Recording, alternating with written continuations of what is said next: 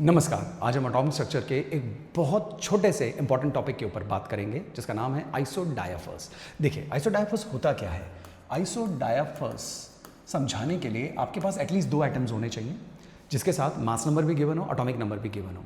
उससे हम उनके न्यूट्रॉन्स और प्रोटॉन्स का नंबर निकालेंगे और इनका जो नंबर्स का जो डिफरेंस होगा यानी n-p की जो वैल्यू होगी वो अगर दो एटम्स के लिए सेम आती है तो वो आपस में आइसोडायाफर्स कहलाते हैं। इसको हम एक एग्जांपल से समझ लेते हैं। देखिए, एक एग्जांपल हम लेते हैं। यहाँ पे हम उठाते हैं थोरियम और यूरेनियम को। इसका एटॉमिक नंबर 90, 234, इसका atomic number 92 and mass number 238।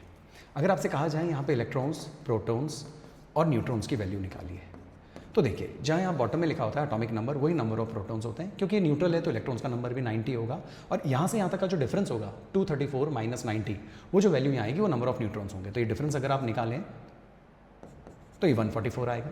Similarly यहाँ इलेक्ट्रॉन्स निकाले जाएं तो 92 न्यूट्रल है, प्रोटॉन्स भी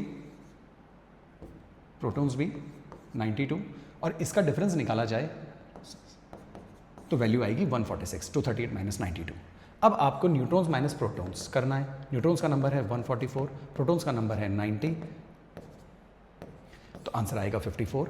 सिमिलरली यहाँ पे भी n-p की वैल्यू निकालिए, 146 माइनस 92,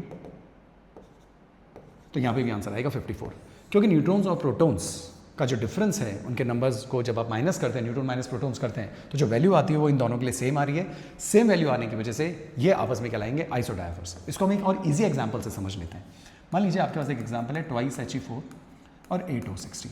इलेक्ट्रॉन्स की बात करें, प्रोटॉन्स की बात करें तो प्रोटॉन्स नंबर 2 यहीं से आ गया, न्यूट्रल है तो 2 यहाँ आ गया, डिफरेंस भी 2 है, ये यहाँ आ गया।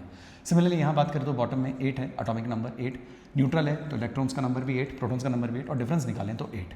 अब इन दोनों के लिए n-p की वैल्यू हमें निकालनी है। अब n-p की वैल्यू निकालें तो न्यूट्रॉन्स हैं 2, प्रोटॉन्स भी हैं 2, तो वैल्यू 0।